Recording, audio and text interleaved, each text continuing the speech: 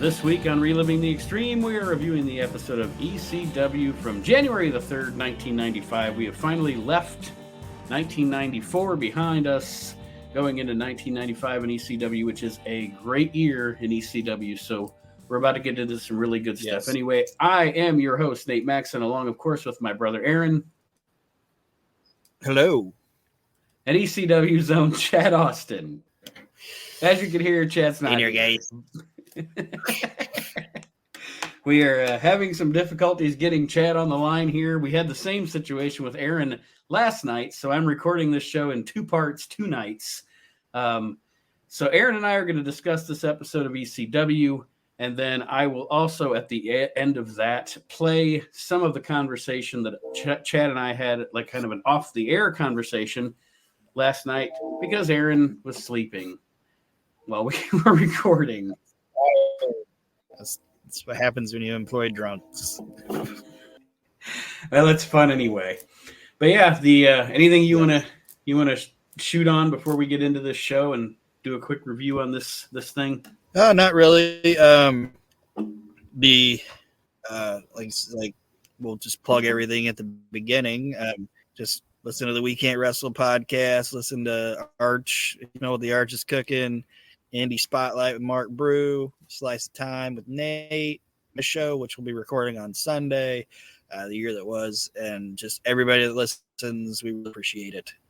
Yes, all the podcasts on the WrestleNet Radio Podcast Network available. Big things to come at the beginning. Shows. Yes. Yep, bigger things to come at the beginning. Yep, stuff in the works, which we will be announcing. I don't want to announce anything too soon until I get it all set up and everything, but. And the only other thing I'll say is, guys, if you do like the shows, the best way to help make better, let people know. Word of mouth is very much needed in the podcasting industry. Yep, and I will put our podcast as far as humor and entertainment up against any wrestling podcasts out there. I will honestly say that. I mean, go ahead. I love Cornette and all that, but I'm just saying, like, just for witty banter and all that stuff, I'll put these shows up against any wrestling podcasts. Yeah, and we try to not be pretentious and anything like that. We just like to have fun, and I can promise you guys, even if we get even bigger, we're not going to lose that aspect of it. So, absolutely, I just want to appreciate it. Especially with the people in, like, what is it, Denmark or something over there? We're always in the top 50 in Denmark. God bless them. Yes, we fell out of the UK charts a couple weeks ago, but we're back in there. So hello, mates. Oh, sorry, that's Australia. I just lost listeners. Cheers, blokes. Australia and England. Yeah. But all right, yes, the episode of ECW we are reviewing here is from January the 3rd, 1995. Joey intros the show, Joey Styles, and he's talking about the show coming up in the upcoming Saturday, running down the lineup, and that we are going to find out during the show, we're going to find out at the end of the show who Shane Douglas will be facing on Saturday. Yes. He also talks about the Bulls and Bad Breed match coming up there where the losing team has to break up, and then we're going to see footage from Holiday Hell 94. And we are indeed going to see that footage. Go ahead. I was just going to say, we've talked about the talents of Joey Styles a lot. And a way that I can say that it's true is the fact that, there's a lot of people that you can just say a guy's like first name and everybody knows who you're talking about. You know what I mean? And Joey Styles is that guy. Like, he could be like, "Oh, what commentator do you like?" "Oh, Joey."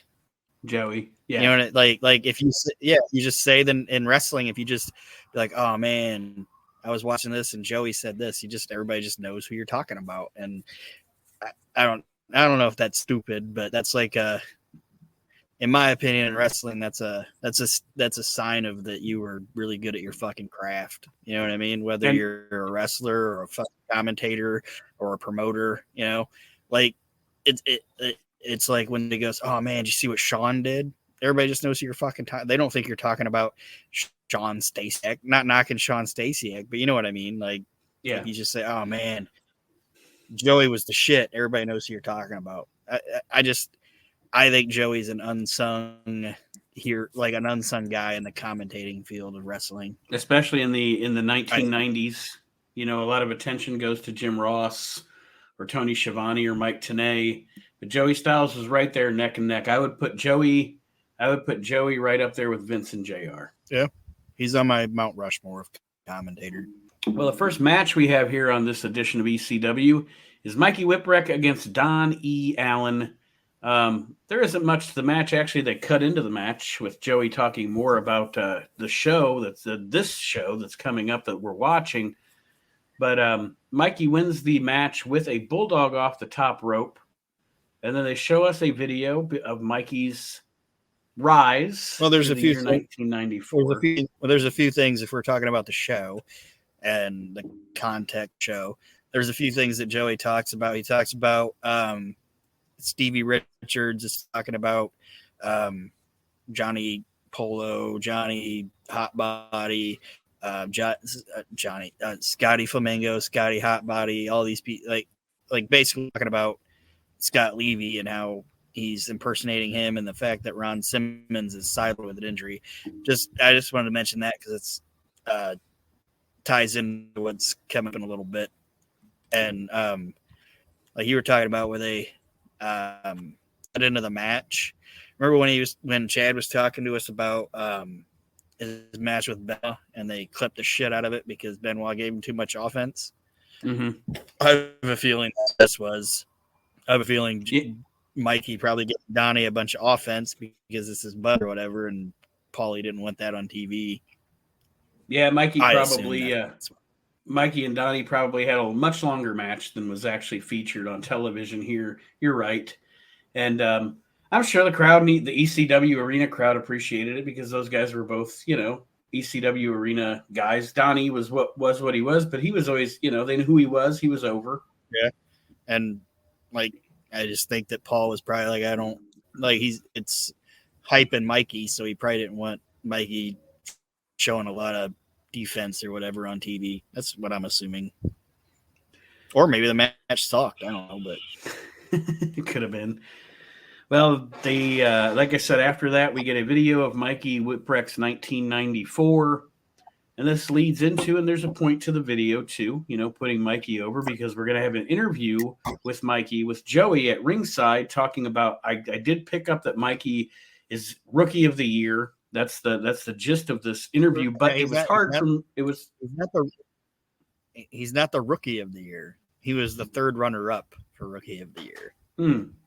All right. See, so that was my thing is I couldn't understand what they were saying. Yeah, it was terrible audio, but yeah, he was third runner-up for Rookie of the Year in the PWI, which actually is better than winning it. For his character, I think. Yeah. Well, then his buddy, Mikey Whipwreck's friend, Paul Loria, is at ringside. And I have a memory that I wrote down here before we get into this angle. I remember the first time I ever watched this because I didn't actually see ECW back in the day until probably 1996. Yeah. So I remember when I went back a few years ago and was watching all the episodes of ECW and I saw this Paul Loria guy. I did not remember him. I did not know who the fuck he was. I knew nothing about Paul Loria. I was like, who is this guy? This little guy. Yeah, I have no idea who he is. But apparently, some people on the East Coast knew who he was, and at one point he was Mikey's tag team partner somewhere. Yeah, one of the young I think wasn't he got one of the guys that wore the Young Dragon suits or whatever? I think so. About? Yeah, we'd have to ask Chad to verify, but I think you're right. I think he was one of them. The 94 Rookie of the Year was 911. Oof. It was 911. Bob Holly, Mikey Whipwreck, and Abuda Singh. Abuda Singh was yes, I was going to say that was Balls. Well, they introduced again, like I said, Paul Loria at ringside to supposedly give accolades, or as Lex Luger would say, allocades to his buddy Mikey Whipwreck.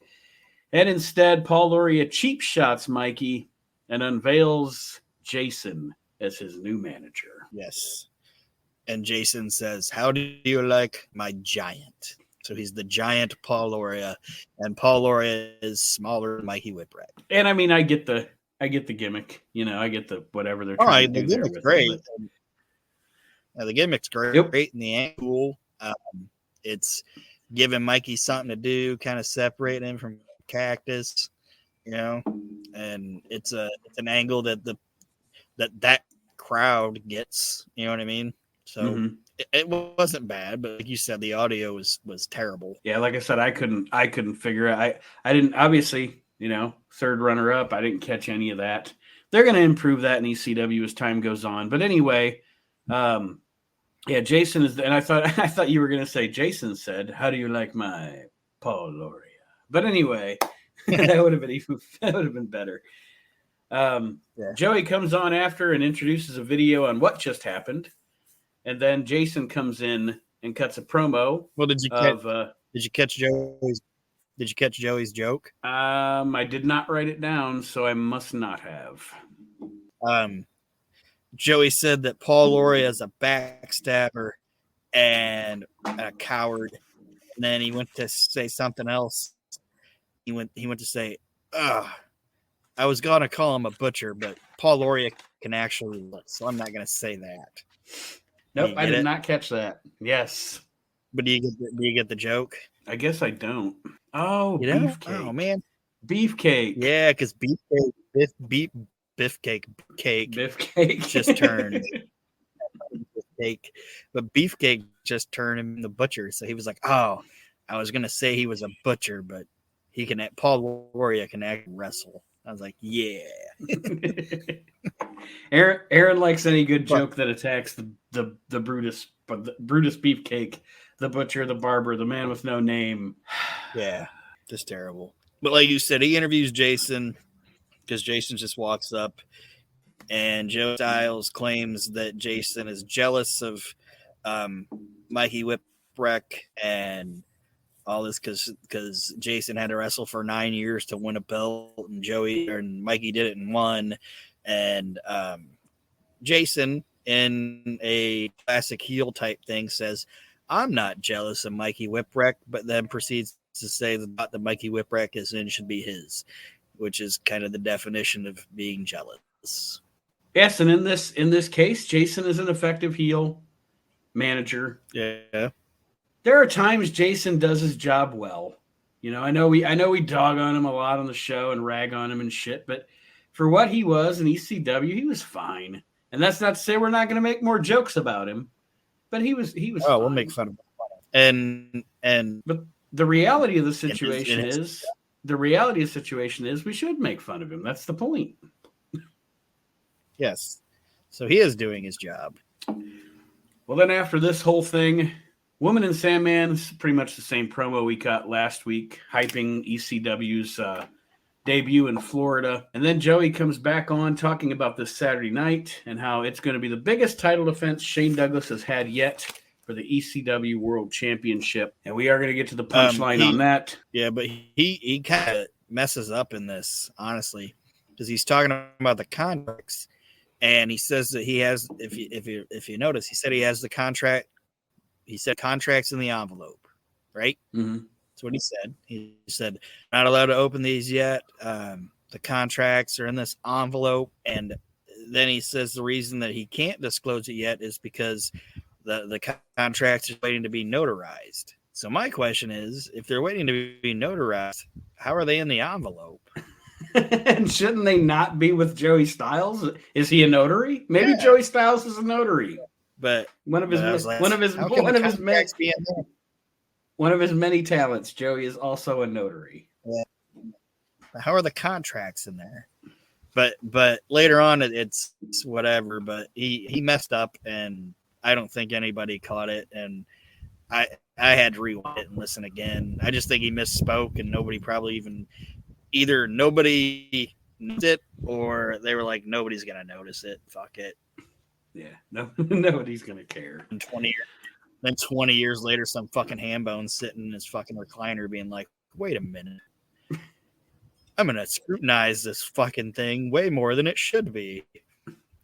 on my podcast, Reliving the Extreme. On my podcast. Then we get footage after that of events that took place in ECW in 1994, especially things concerning Sabu, the Public Enemy, and et cetera, et cetera. And then we get long, drawn-out footage showing us the end of last week's show with everything with Chris Benoit, the Public Enemy, Sabu, Taz. We make the joke all the time. Recap. Oh, yes, but we make the joke all the time. Recap Championship Wrestling. And again, like I've said a million times, you have to think what you have to keep in mind when you watch this stuff. This is the early 1990s, and this promotion is still, at this point, presenting an independent wrestling promotion show. So what they're thinking is somebody has never seen our show. They stumble upon it at midnight. So we want to get as much of our product and show them what's going on you know what I'm saying? Yeah. It's still like the territory mindset. Or like what we were in with building a podcast or whatever. It's all word of mouth. So something like, oh man, you didn't watch ECW? They did some crazy shit last week. And you're like, I can't that crazy. And then you see it and you're like, holy shit. I don't want to miss that again. And right. This is the last year or era of whatever you want to say of there's being a couple actual what I would consider territorial promotions, ECW and Smoky Mountain. They were territorial promotions. They stayed in their little area. They didn't move out. They didn't try to get bigger than what they should have been. And it was 2 guys or 3 guys, because I'll put Gordon in there. And it was like Gordon and Paulie over here saying, let's not get out of this bubble, and Cornette staying in his bubble. And I don't know if I'm rambling or whatever, but if you want to see the end of the territorial industry in wrestling, it's ECW and Smoky Mountain. I would throw USWA in there too. Yeah, but they were. Yeah, I was just gonna say they had always been around, but that thing was dead. All right, but anyway, yeah, you're right. USWA, but to me, that's like the last 2 strong territorial companies. And Chad just messaged. Well, he might be here in just a moment. He said, hang on. Hang on to what you got. Well, we are joined by the star of the Reliving the Extreme podcast. Mr. Chad Austin is here. I will still put that audio that I recorded last night on the end of this show, though. But Chad, Aaron, and I already started reviewing the ECW show, so you got out of having to review some of it. We talked about the Mikey Whipwreck, Paul Loria shit, and Joey Styles with the notarized contracts for Shane Douglas for the Saturday show coming up. That's where we've gotten so far. And we were going to ask him about Paul Loria. Oh, yeah. Go ahead, Aaron. Was Paul Loria one of the schlubs in those ninja outfits, the Young Dragons or whatever? Yeah, of course. Him and Mikey. That's what I thought.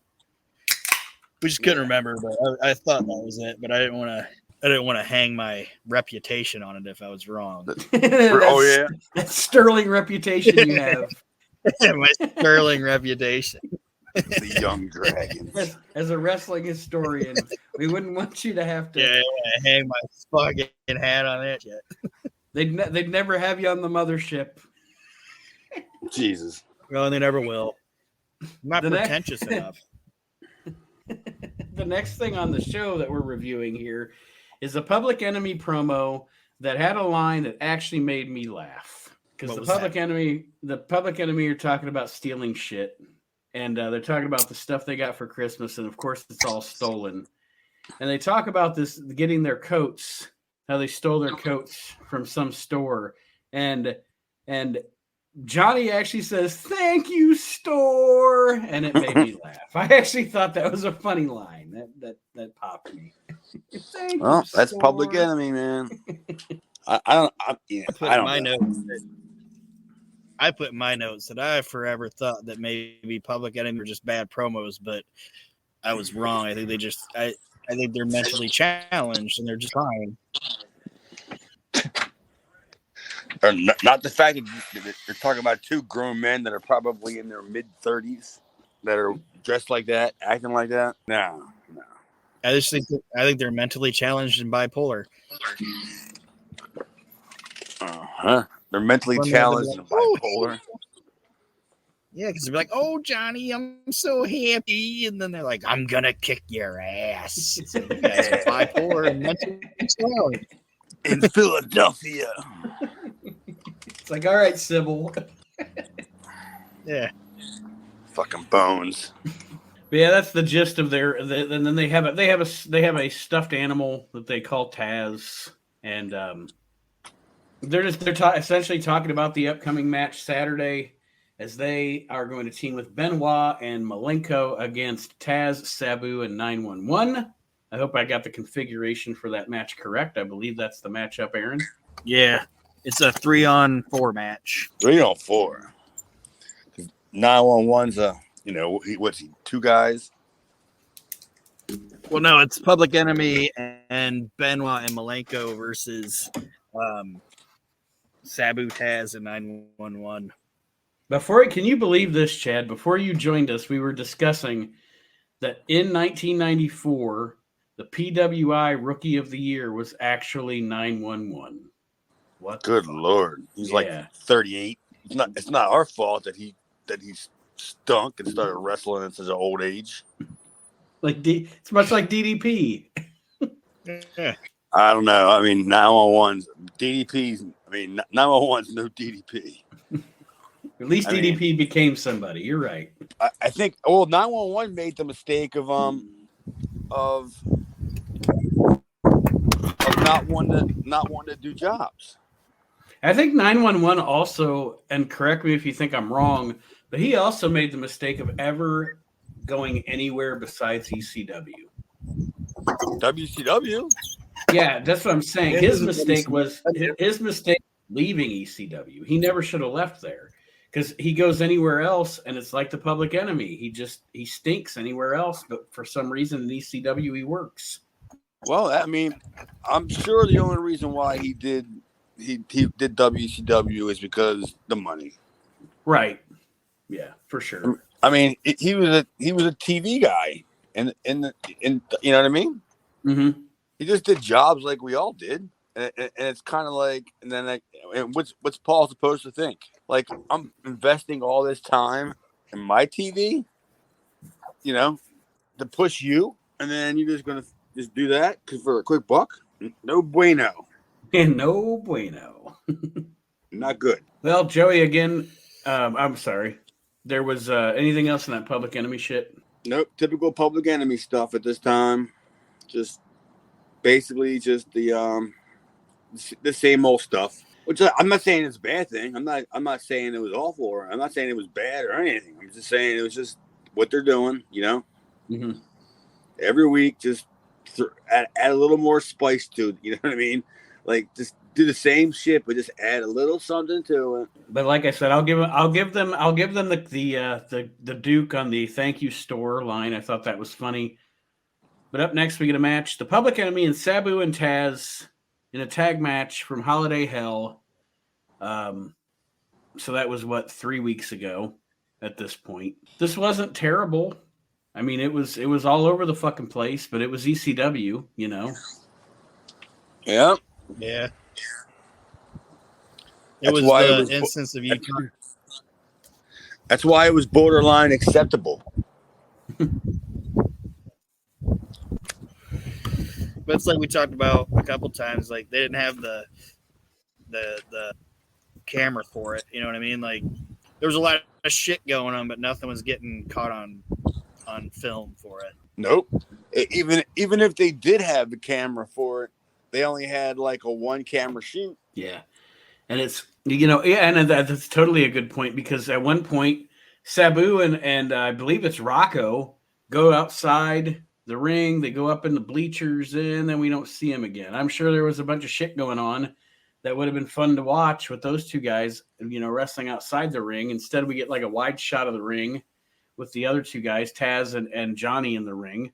And of course, this match is cut up because it was probably 40 minutes long, and you only got 15 minutes of TV. Oh yeah, I mean, like all their shit. I mean, it went way past the allotted time it was probably given to begin with. Mm-hmm. But what was anybody going to do? Why do you think some of them ECW shows lasted like 4 hours? Yeah, or just, why did the first, and we'll get to it in a few years, but why did the first ECW pay-per-view come down to the wire? Like Terry wins the title, we're off the air because you don't have the control. You don't have the timing. No, you don't have you don't have agents. Mm-hmm. There's no agents. No, there are no agents in ECW. No, there wasn't. No, there absolutely wasn't any agents in ECW. Like you literally get your instructions from Paul, and that's pretty much it. I don't think I ever dealt with. I know I never dealt with anybody else when it came to putting together a match or Mm-hmm. Because that's why Paul would have because Paul did everything himself, and like he didn't want anybody knowing anything, doing shit. You know what I mean? He just when he wanted you, he would stand up on that little fucking catwalk thing, and he would call us up, one at a time up to that little Eagle's Nest gimmick. But it was backstage behind the Eagle's Nest. It was still the Eagle's Nest, but it was behind. Was it a pep talk every time? Because that's how I feel like Paulie was. Like, you know what I mean? Like he's the drink my Kool-Aid guy. So I'm sure that every time you talked to him, it was like it was the pep talk. It was the drink the Kool-Aid. I don't think so. I mean, he basically, he knew what he wanted, and he knew what each guy could do. Mm-hmm. So it was all right. So he put it together, and then he would, when you met with him, he would tell you like how he wanted to go, and then you just did everything else. Especially Right. if you had a promo, or you know what I mean. Did he give or an angle? I know this might be a stupid question. So he's like a based on guy? Huh? So he was like a bullet point type guy, like this, and this. Do what you got to do to get it out there. Yeah, pretty much. Because I never we never rehearsed anything. I never did. I'm sure that because the amount of time that we stayed at the arena at night, and Shane being the kind of guy that's gonna take like 5 takes for a 10-minute promo, and you know what I mean. Even the final promo is going to be 10 minutes or whatever. You know what I'm saying? right. Like, come on, dude. And then it's like after, all right, so you finally nailed that one. All right, well, while I got you here, we're gonna cut a promo about Cabrini College. I was gonna say, can I cut a promo about Hambone? Yeah, pretty much. Did Paulie give finishes? Uh-huh. Okay. Oh no. He would just pretty much tell you, like, it would just be like, all right, you guys. It would have your name on the paper, and it would have underlined who's going over, and it would have an estimated time, like 10 to 12, because nobody's at that level. Nobody's going to get is going to be that good at calling time. Right. That's not gonna happen. I mean, maybe Shane or some of the older guys like that, but not like guys like me and Mikey and Paul Loria. I mean, fuck. Aaron, your notes or comments on this tag match here? Just that kind of what you said, that there was one point Sabu put Johnny Grunge through a table. Rocco and Sabu brawl up in the crowd. You never see him again. Malenko and Benoit become involved, and 911 choke slams Johnny Grunge and Rocco, and then he choke slams Malenko and Benoit. He's just choke slamming everybody, and it was a chaotic brawl, and I enjoyed watching it. Yeah, I was going to say there's nothing wrong with that. But Sabu starts out the match. I guess I didn't note whether he ended the match with it, but he starts out the match wrestling in his neck brace. Great, like in any legitimate state that would be allowed. Any place with a state athletic commission, Yeah, I was about to say, do you motherfuckers have a commission? No, Pennsylvania, not. Dude, Pennsylvania didn't catch on for the longest time about how much money they could make by, regulating that shit. Maryland was on that shit years and years before ECW. They were just like, this is how you got to have a license, which is $25 a year. You have to get a physical once a year, and then you have to get a physical if you're getting your license for the first time, and you have to get your physical from their doctor, right? Oh yeah, Dr. Vinny Boombots. How you feeling, Rodney? I'm feeling good today, but I was rough yesterday. All right, well, you're good to me. Yeah. Well, I mean, you got to work tonight. Yeah, all right. Well, if you feel good today, then go ahead. But you forgot about yesterday. I broke my my colon. Well, you think you can do it? Pull it off? Yeah, I can do it. Then go out there and do it. But my colon's broken. It's all right. Vinny Boombot says. He's like, your colon's broken. I don't give a shit. Yeah. Fuck you, pay me. like Goodfellas. Oh, you got a broken colon? Fuck you, pay me. I guess what you'd say the storyline deal at the end of this match is essentially because we're one of the rivalries throughout the history of ECW obviously is Taz and Sabu, whether they're buddies or whether they're not at the time, but Taz kind of sacrifices himself in this match for Sabu. So that's kind of the story of the finish, even though really the match just gets thrown out. There's not a finish, an official finish anyway. Yeah, I don't remember seeing any 1, 2, 3. No, or any of that nonsense. I mean, it just ended up being a brawl, and yeah, it was your standard ECW fare. It's just there's no finish. We don't have one, and we're not going to mention that there's no finish. We're just going to move on. You know what? There may have been a finish, and Paul may have just redid it in editing. I've seen it done before. It wouldn't be the first time. I mean, but I don't know. I don't remember exactly how it ended. I mean, did they show how it ended? Did he end up brawling in the back, and then? Yeah, not really. They like I said, they essentially there's no official finish to the match, and then it's just kind of a brawl.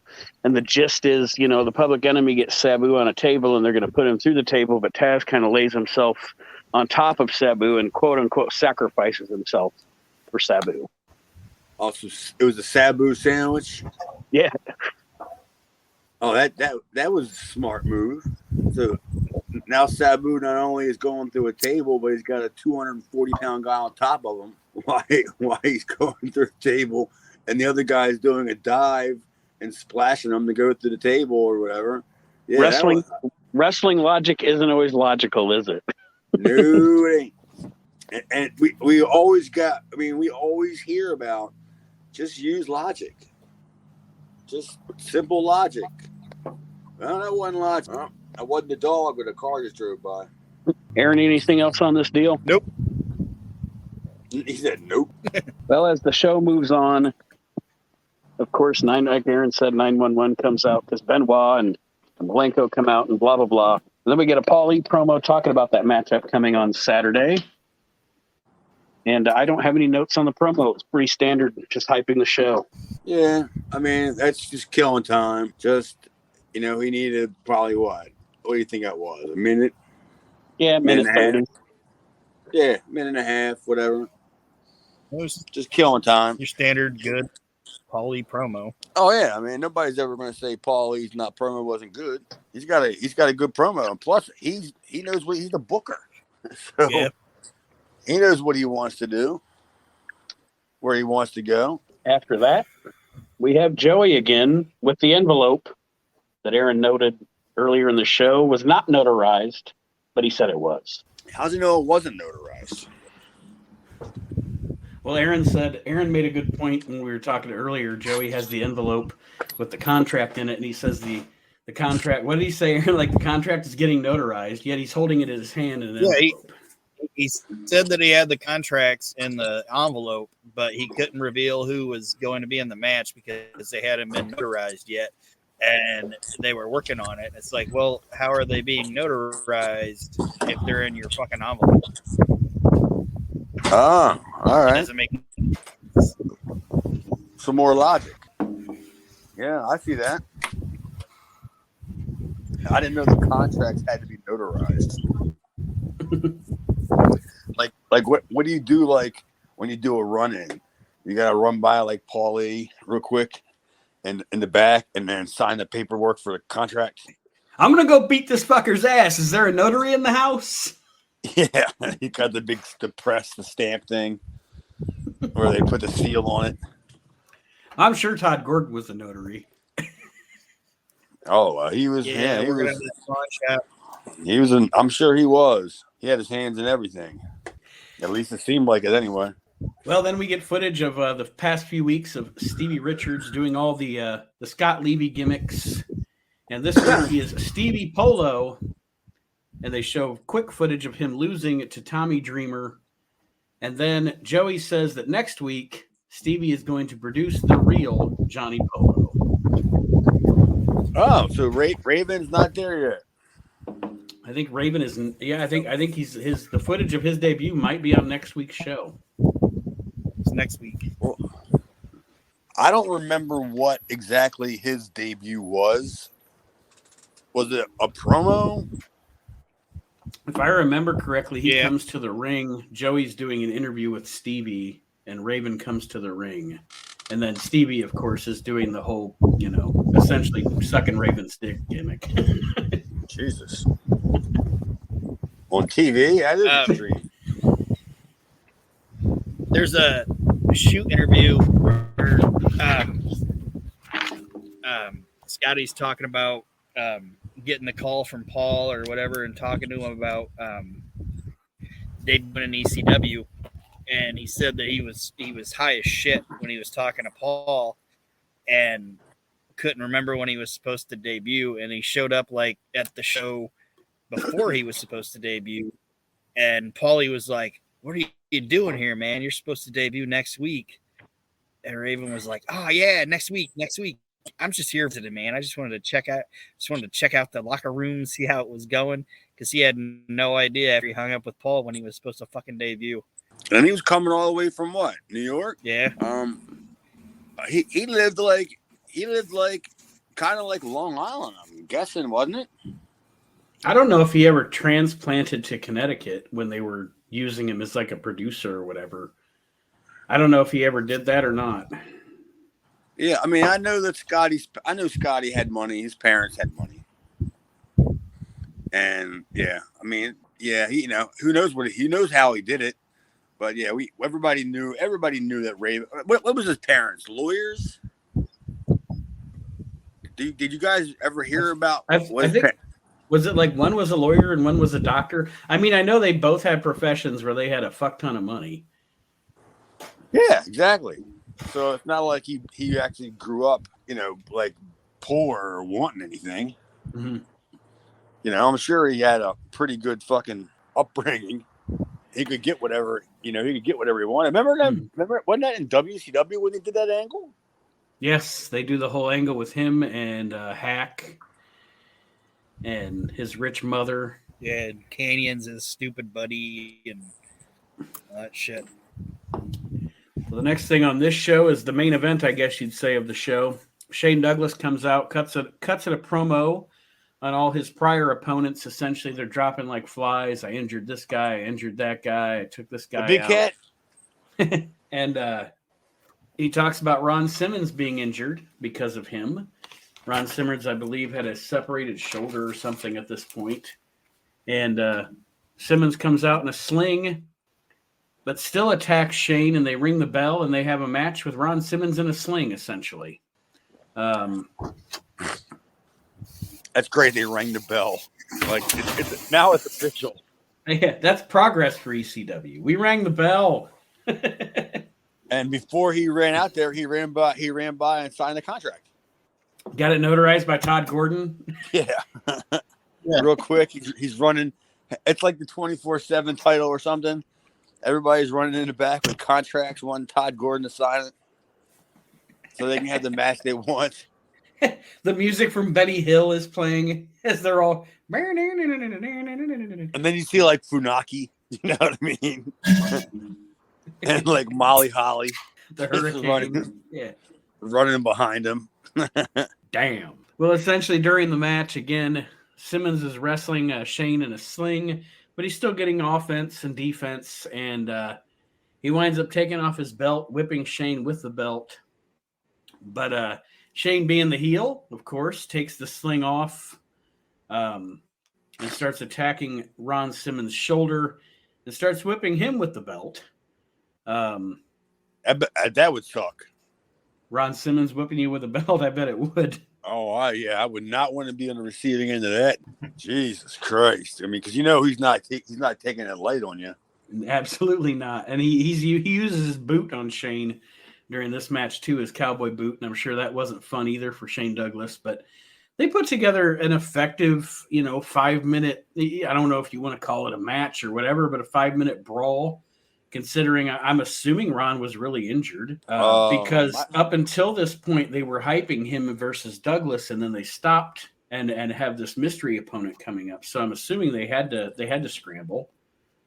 Or he may have already signed, and he wasn't going to do anything to jeopardize it. Right. Mm-hmm. Easily. I mean, you know how easy it was to get out of doing anything? You know what I mean? Especially if you're somebody who's got any sort of talent that definitely could be scouted or touted by any other company. I'm not going to go out there and do this nonsense when, in 2 weeks I'm starting with WCW. Right. Or possibly going to the WWE. I'm not going to go out there and kill myself. Show up with gig marks on my head at Stanford. Covered in outlaw mud. Yeah. Aaron, any comments on this matchup? Well, it's kind of like what Chad said. I think Ron was getting ready. Was this him getting ready to go to the WWF? I would say probably WCW first, wasn't it? Well, no, he left WCW. Like this was his. Oh, so this was all right, him. now he's getting ready to go to be Farouk or whatever. I don't know if he may be in talks with the WWF at this point, but being honest, we're in January of '95, and he doesn't actually even debut for the WWF until like late '96, like summer of '96. So, but he may have definitely been in talks with them and thinking forward, Well, there's a lot of red tape before you can actually start. Right. You can't you're not just going to be in Philadelphia on a Saturday and then show up on Raw, especially then. You know what I mean? Mm-hmm. I'm sure there was a lot of red tape. But I'm sure WWF was looking at him and talking to him because as far as WCW goes, he had pretty much told them to piss up a rope. He didn't want to be involved in whatever Hogan shenanigans were going on in WCW. So, well, I mean, because he probably wasn't stupid, and he saw the writing on the wall and realized that he wasn't figured in, Mm-hmm. And he probably wasn't going to be there for a long haul anyway. He was probably already going to WCW or going to WWE. And then he just had a few more months to kill, Right. And he probably just wanted to stay active. I mean, a lot of guys did that. I mean, what do you think? Do you think Blanchard wanted to work there? He just wanted a payday. I mean, yeah. Yeah, I think pretty much sent there. What I think was probably going on with Ron was that WWF wanted him. He knew he was going to go there, and he probably had a no compete. Like he probably couldn't go to WWF right away. So this was probably him just cooling his heels. And that's highly possible. I was going to say that's highly possible because I do know that when he left WCW, he was still under contract for an amount of time, and he pretty much was one of those guys that was like Rude. It was like this Hogan shit is garbage. I don't want anything to do with this. Let me leave. Yeah, pretty much. I can totally see that happening. I don't want to wind up in the Dungeon of Doom. So just let me leave. Yeah. Well, I mean, yeah, in WCW, they didn't know. The right hand didn't know what the left hand was doing.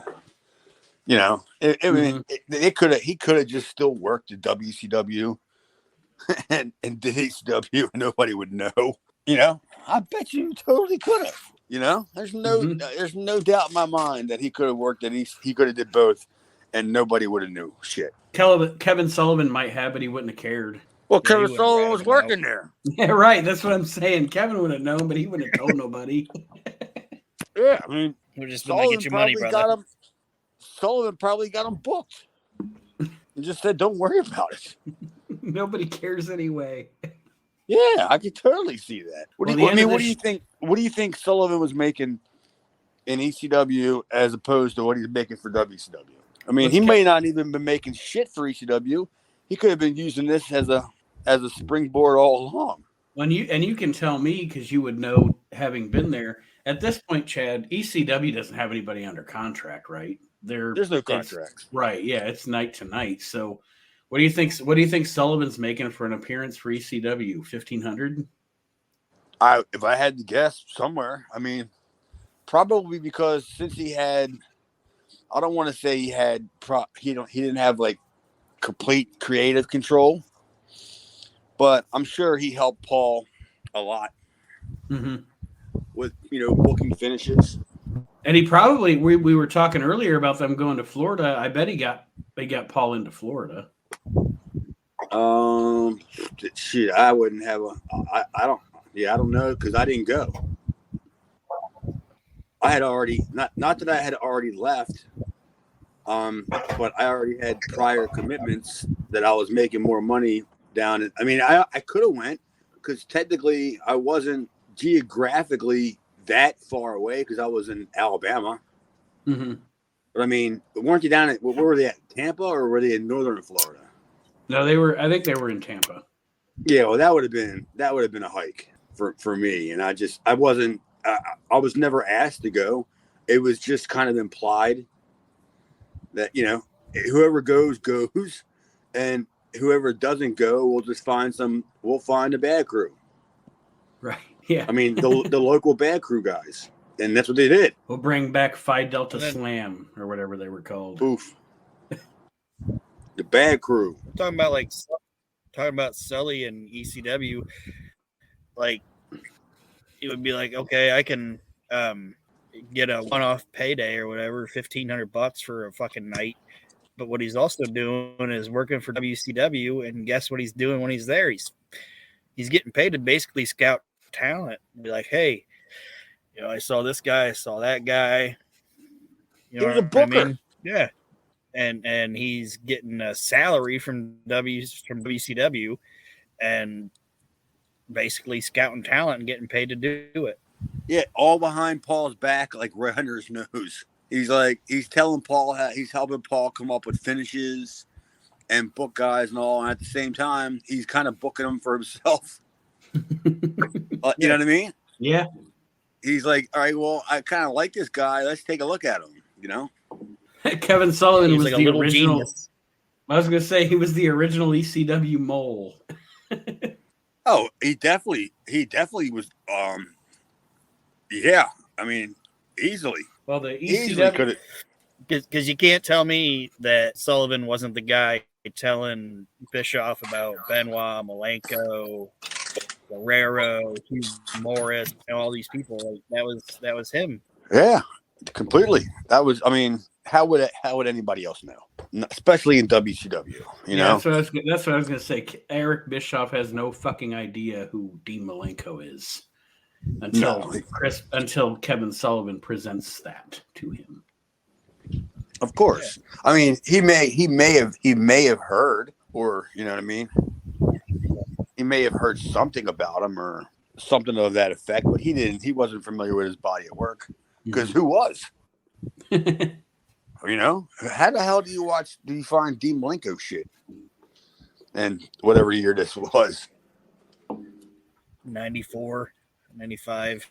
Yeah, you might find a couple of them independent matches with him and Joe from Florida when they were a tag team and stuff like that. But other than that, there wasn't a ton of footage out there of Dean Malenko. The end of the show comes as Joey is revealing to us the unnotarized contracts for the ECW Championship match coming up Saturday night. And the opponent for Shane Douglas is Tully Blanchard. And of course, Joey essentially presents us as the Horseman's Revenge. And that's what we got here. Tully Blanchard versus Shane Douglas coming up very soon in ECW. Yeah, it sucks that I think that was one of the nights where I'm not sure, was Tully there more than one time? Don't they have at least a 2 or 3 match series? Yeah, I want to say they did because that was the main reason why Tully left. Because they only had I think they had one match. And the reason why he never came back was because they wanted Shane to go over like his first night. And Tully wasn't going to do it because Tully, I specifically remember an argument where Tully was like, well, then how are we going to draw money? Mm-hmm. With, and I guess Tully didn't want to,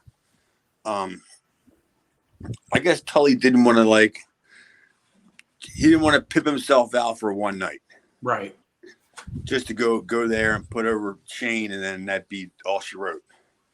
So, he's like, I'm not going to do this unless we're going to do a 3-month program, and that would ensure him a job, a paycheck for, a couple of months.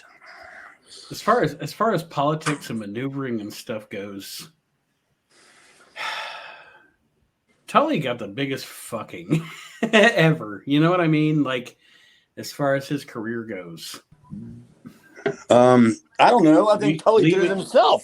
I mean, I know, yeah, and I agree with you that the drug deal was what it was, but just dealing with the corporate aspect of WCW in what was it, 90 or whatever, when Arn and Tully were going to go back to WCW, and then for some reason he just became a pariah, and it affected the rest of his career. At some point, it would have been nice if he would have been able to come back on the national stage. You know what I mean? He kind of got targeted. A lot of people's fucking bullshit gets forgiven in the wrestling business. So a negative drug test for Tully Blanchard affects him for the rest of his life. It's just, I don't know. It's just, to me, he got a proper fucking. He got a little targeted, but also, I don't know the guy obviously, but he also kind of did it to himself because everything I heard, he was kind of a prick. You know what I mean? Well, I mean, look where he came from. His daddy ran, Southwest, and he pretty much, he learned like how to do stuff from his father, I'm sure. And he's like, he knew how you can't make money on a one night, on a one off. You got to build, an angle. Mm-hmm. That's, I mean, I think Tully Blanchard's a very smart person. And I never doubted his wrestling IQ as far as what he was going to do, because he's in the business to make money. I was in the business to be in the business at that time, because I'm in my early 20s. What do you think Tully is here? Like damn near, if he wasn't 40, he was damn near close. I was going to say, if not 40, he's pushing 40. Yeah, totally. He's right there, And so he was just, I mean, he looked good. He had as far as I remember, he had a halfway. I mean, he wasn't hard to talk to. He could talk to any. You could talk to him in the locker room. Not that I did, because what was I going to say to Tully Blanchard? I don't know. Your shit with Bob Sweetan was great. Nice eyebrows. Yeah. Yeah. Yeah, Blanchard. I was watching. We just got back from vacation, and when I was on vacation, we were down at the beach, and literally we didn't have cable, so all we had was like a Roku or we had internet basically for TV.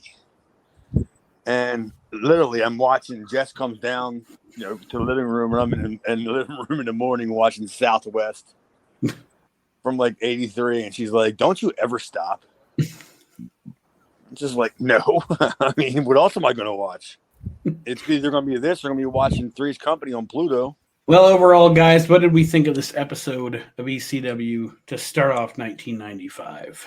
Aaron, It was a decent show. It was just kind of, it was there, and they got rid of I don't want to say got rid of, but they closed up the Ron Simmons ECW run, and they've moved on, and it was a decent show. It had the Mikey Paul Loria storyline start, and now we're going into Tony and Shane, and they got over the main storyline going right now, which is the Sabu Taz 911 versus DE and Benoit Malenko. It was all right. Yeah, it wasn't the worst show, but it wasn't the best. It was just. I mean, but it got pretty much the points across. I guess it furthered some more storylines. It helped get over 911 some more, which was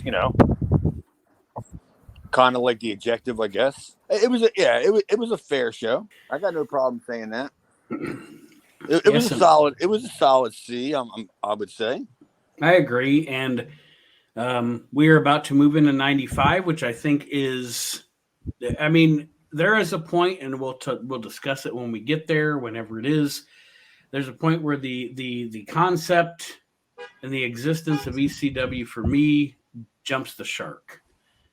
But 95 to me is the best year that company had, and it was I wouldn't say it was the best year, but it was the first good year. Agreed. Yes. And we're gonna, and you know what, you're right, Chad. It might not be the best. I may, watching it back now as we're going through week to week, I might change my mind.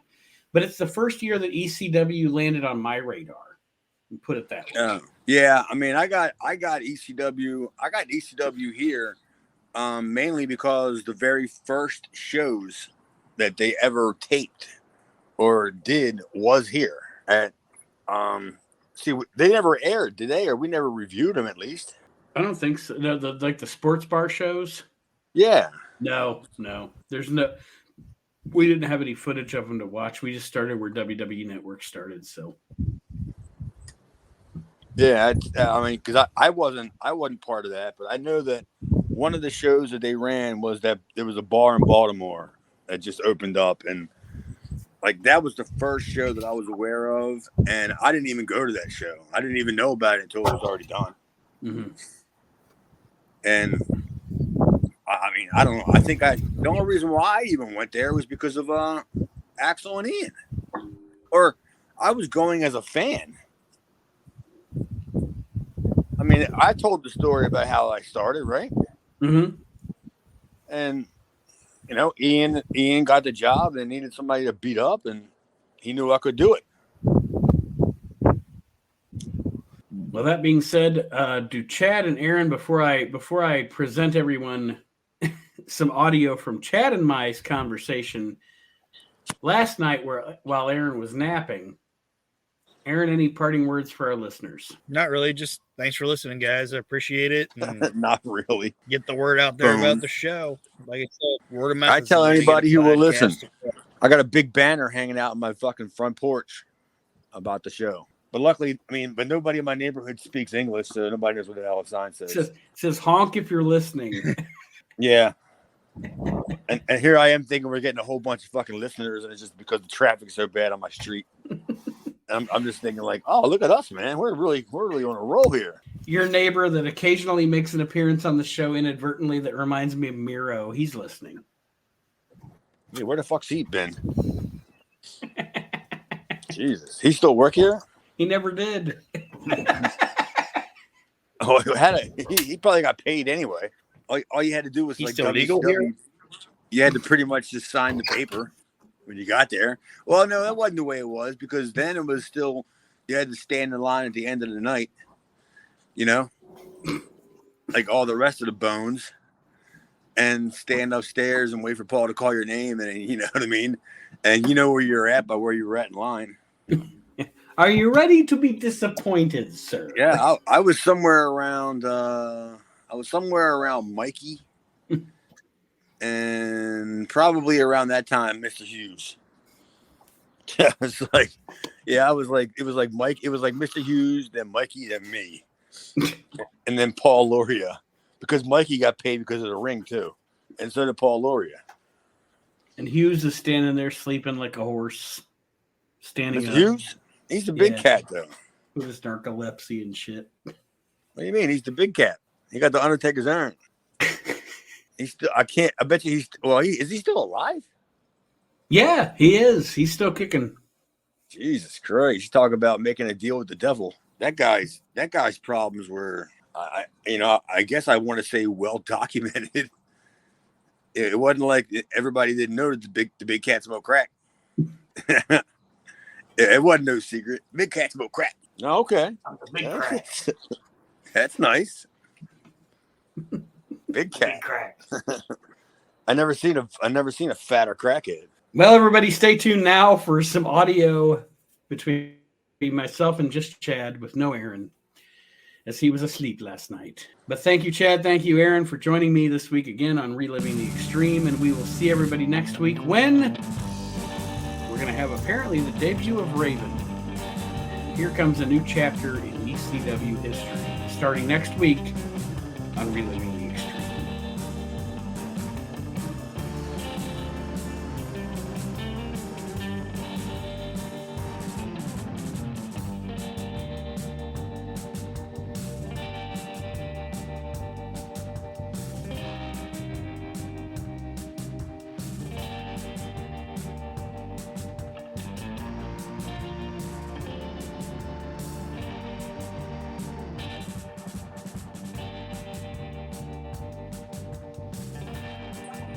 Yeah, but other than that, not a lot going on here. Sounds like it would be more interesting to be in the AEW locker room than watch TV. Watch the TV. Oh, I just finished watching it. They had apparently Andrade and Sammy Guevara had a tussle backstage today. Oh no, that wasn't on TV. That was like backstage, right?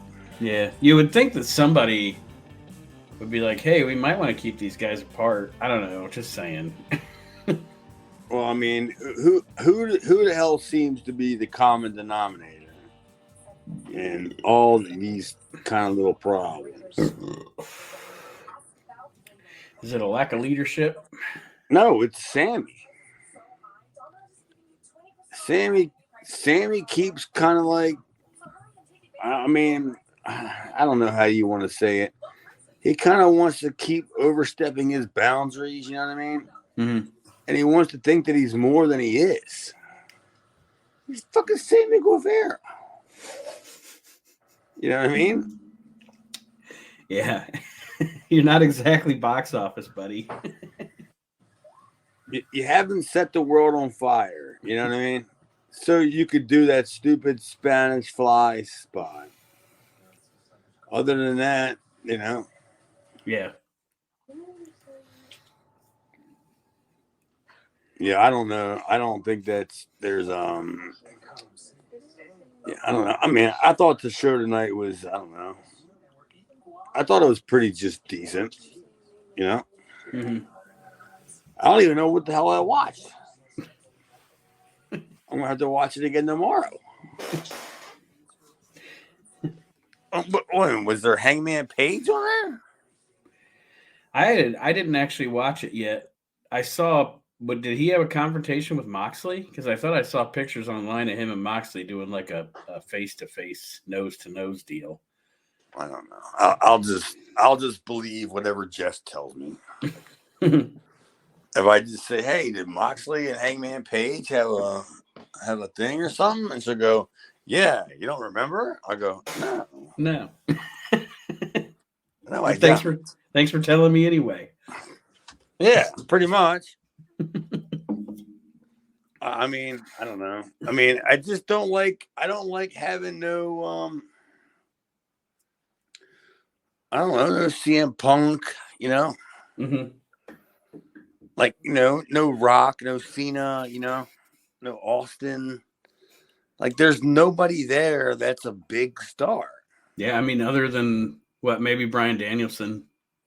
And he's not even. I wouldn't even put him on that level of that. Yeah. And then it's okay for you to parade around Hangman Page as to try to say you're going to put him on that level. I understand that. That's fine.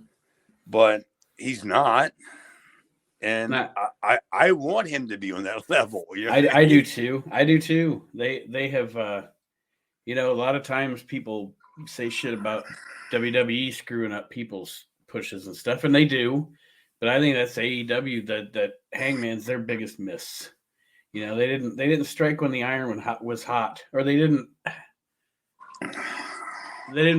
push him to the moon when the iron was hot. When he was champion, they made him feel like a secondary character. You know what? I kind of have a theory about it, and I don't think it's their fault, because I think that he was going to be the guy.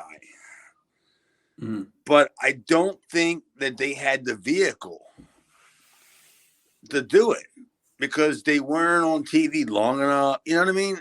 Right. They didn't have enough buzz. They didn't have enough, like, stuff going on that you're not going to see him on the TNT commercial. Right. For any, you know what I mean? Like, they just didn't get a chance to get that much steam. I mean, that's kind of what I think. Yeah, he's not going to be on Sports Center. No. Unless he's doing a Make-A-Wish. Or unless he's the guy getting a Make-A-Wish. John Cena shows up to give Paige a Make-A-Wish. To give Hangman Page a Make-A-Wish.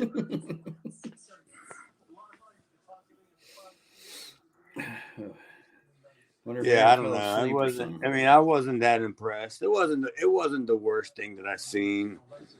But, I just wasn't, Tony Khan. What's the deal with Tony Khan? Have you been reading these stories? He's insane. No, have you been reading the stories? No, I don't know. Nothing specifically about him that I've seen. No. About his rampant drug use? Oh shit! No, I haven't. When we recorded the We Can't Wrestle show a couple nights ago, I compared him to Herb Abrams. I didn't know it was like that though. I didn't think it was like that either. But I mean, I don't know where I read it at. I want to say that it was on Meltzer, but I mean, I don't want to throw Meltzer under the bus on that one. But yeah, it was like that certain people have been kind of concerned about Tony Khan's drug use. And, he always has them bug eyes. Yeah. And, and he does probably don't sleep a whole lot. Well, I was going to say, he does have a lot going on. Maybe he does need a little booger sugar. Something from 2021. Yeah, that's funny. Well, because I read the dark web, Jess. I read it. Jess is like, I don't know where you read that at, because I read the dark web. The real news. You don't even know what the dark web is. Yeah, it is. I just type in dark web in my browser thing, and it takes me to the dark web. No? No. You don't believe me? No. She don't believe me. Surprise, surprise. Yeah, I don't fucking whatever the fuck.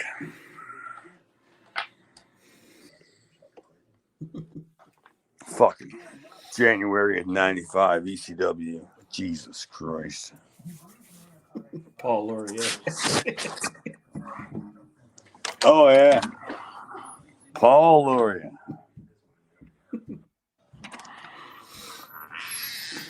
I mean, where was I at? You no work here no more? I don't know. I guess I didn't. I don't know. Maybe I just didn't. Wasn't like I wasn't featured on that like taping. You know what I mean? Mm-hmm. You know that episode because you know how Paulie would tape like fucking 20 shows. You know, Yeah. and then just edit it. And Greystone. Yeah, I was just shocked that I wasn't on there at all. But he did do like, you're right though. He would tape so far in advance. It wasn't Yeah, as bad. It and a wasn't as lot bad of as the matches didn't even WCW, matter. but yeah.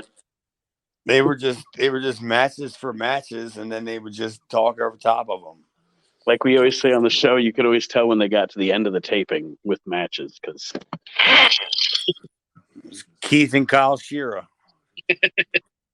all over the place, and he was actually on the show tonight.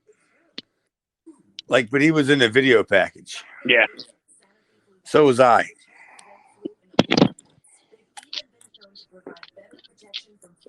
Wasn't that the big dog, the big cat, or whatever the fuck his name is? Was that who it was? The big cat. Holy mackerel! Hey, did you guys watch the gimmick last night about Memphis? No, I forgot it was on. I'm gonna watch it today or tonight though. I think when we get done, I totally forgot it was on last night. Dude, unbelievable! I loved it because I have all that shit. You know, Mm-hmm. and I was just like, because I don't know who owns, or I don't even know if there even is anybody who has the masters to any of that shit. Because from what I was told was they always retaped over the masters. Yeah, I always heard that too. They there's not a lot from the 70s, especially. I think they started keeping more shit in the late 80s and the early 90s when it was going downhill. But I have one 6-hour tape that I know of that's 7mm film from the Coliseum from the 70s. I have that, and I have maybe 13, 12, 11, 13, 15, whatever episodes of Memphis off of the Masters, like the actual master tape, where the quality is unbelievable, and then when it goes to break, it's a black screen because you insert your commercials there. right. I have a bunch of them. I got them from Jesus. I want to say Jeff Osborne. Yeah, I've never seen any of that stuff. I've seen quite a bit of the Coliseum stuff that's out there, and then they had I think they're still on Amazon Prime, but they had like cassettes, like classic Memphis Volume 1 through whatever, but none of it was ever a complete TV show. Well, I mean, you can't monetize that. Right. I mean, why would you give that away for free, or Do you know who even owns the Memphis footage? Does Lawler own it? Anything that exists? The last thing that I heard was oh my god. I don't remember the guy's name. I don't want to say David Milliken because I don't think it was Milliken. But I think he may have been involved in brokering the deal. Mm-hmm. for who owned it because I know it ended up being Corey Macklin. My God. The big black dog. I think Corey Macklin had something to do with it at the end, you know? Mhm. And who knows how much of it could have been gone before he even got a hold of anything. You know what I mean? Right.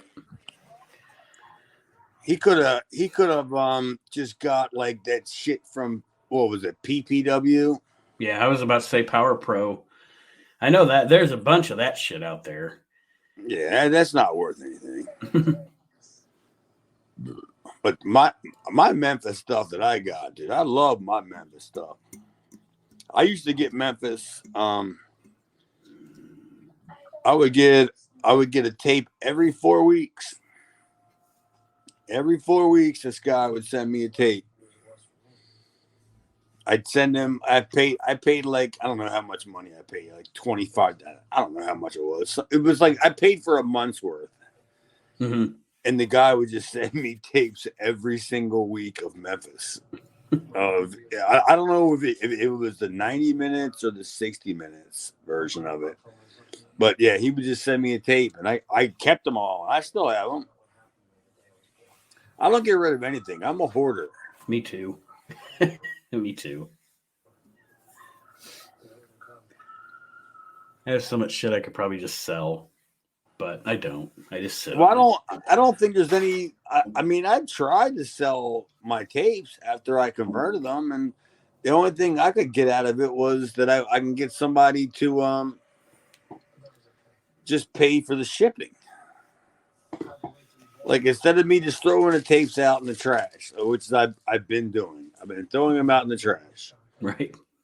And because I have them on DVD, but somebody was like, no, you know, I mean, like, well, that means I have to go to the fucking post office. I got to pay for it, you know? Right. And then I got to send you the fucking copy of the fucking, of the receipt, you know? I got to send you a copy of the receipt, and then you're going to reimburse me. Yeah. And are you going to get reimbursed? Yeah, you know what I mean? Well, I mean, most of the time, I wouldn't be dealing with anybody that I didn't have any previous, you know, Interaction. Yeah. pretty much. Did you get it, Jess? I wouldn't deal with anybody I didn't have any previous dealings with, pretty much, or they would have had to come with, you know, some credentials. Mm-hmm. Oh yeah, he's a good guy. I mean, for me, it all started with Jeff Lynch. Once I got a hold of Jeff Lynch's list, I was like, oh yeah, this is some next level shit here. And then I got Freelanders.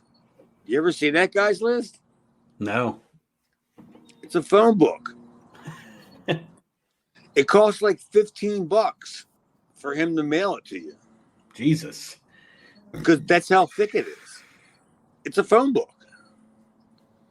And everything is, and all the font is so tiny too, that you can't believe, like, I cannot believe that it's taking this much pages.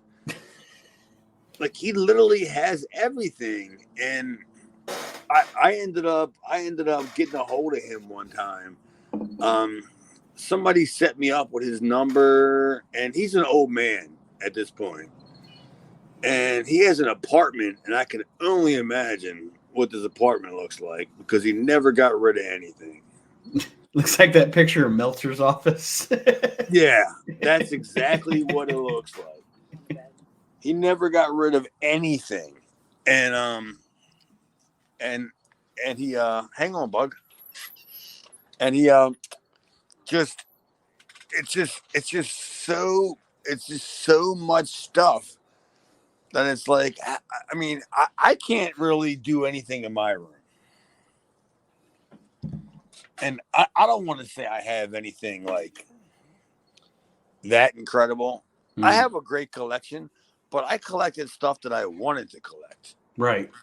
I just didn't collect stuff for the sake of collecting shit. You know, just because it said, well, I can't say that because I have done that.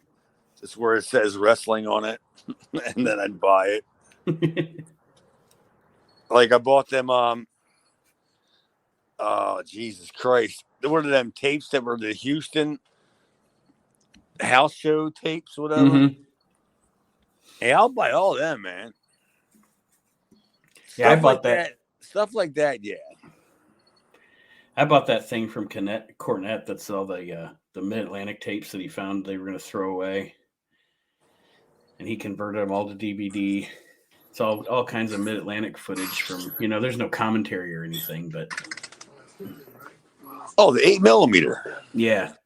I bought one of those sets from him. Okay.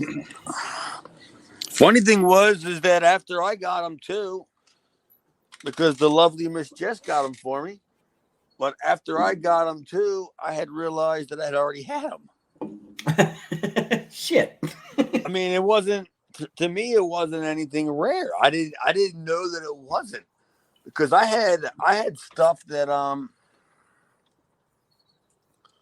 was even in better quality than the stuff that he had. Mm-hmm. Like I had a copy of this tape from I want to say it was Buffalo. And it was a handheld from one of the first, like one of the first camcorders. Mm-hmm. And the and I don't even know what generation it was that I even got, but the quality was so unbelievable, you wouldn't believe it. Because I think it was Ricky Steamboat. I think against maybe Greg Valentine was on it. You never heard about this? No. Oh well, yeah. It was from like Buffalo. I think it had Mulligan on it. Yeah, it was a fine tape, and I'm sure I still have it. There's no chance I'm going to find it. Where's Aaron? I don't know. We've given him 22 minutes to get on. That's what I was going to say. I don't know if you want to just go ahead and do the show, or if you want to reschedule the show.